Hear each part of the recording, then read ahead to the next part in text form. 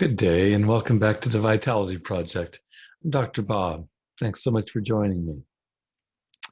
Yesterday, we stepped back from a single distressing situation. We applied mindfulness practice to help reduce the anxiety in our bodies and the activity in our brains.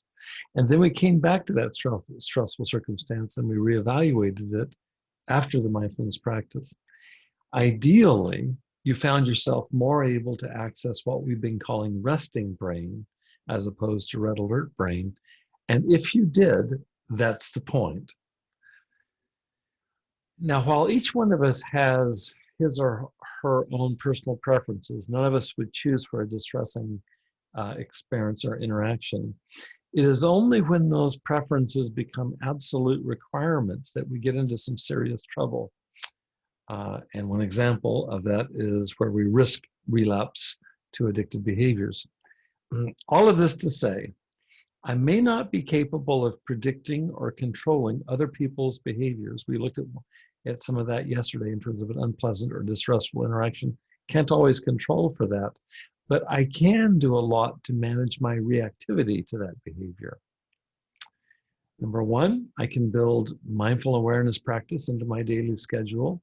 So when I'm not stressed, I can practice ways of reducing my stress baseline so that I've got a bit more buffer.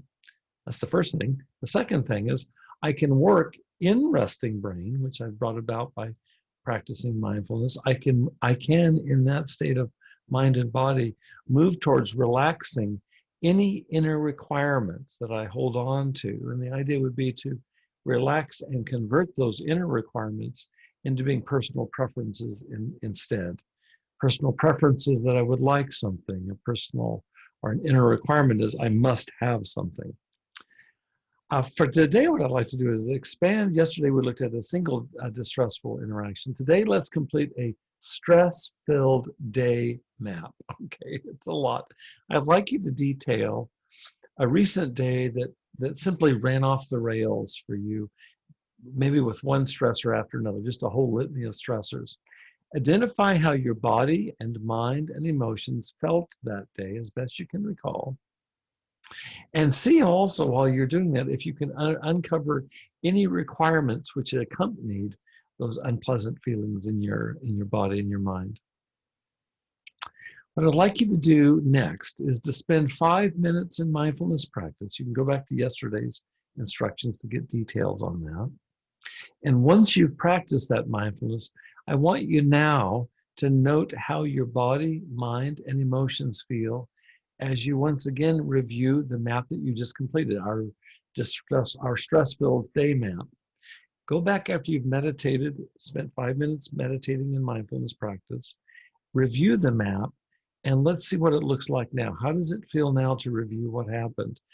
Especially, how do those requirements seem to you now in this state of mind and body? I'd like you to make note of any differences between the first map that you did without mindfulness practice and then the second review that's done on the heels of mindfulness. Let's just see what comes up, what you discover, okay? I want to again thank you for joining me today. We appreciate you spending time with me here at your Vitality Project. I wish you well in the next day, and hopefully you'll come back tomorrow to see me. Good luck with the homework exercise. Please stay safe, be well, and I'll see you again here soon. Thanks so much.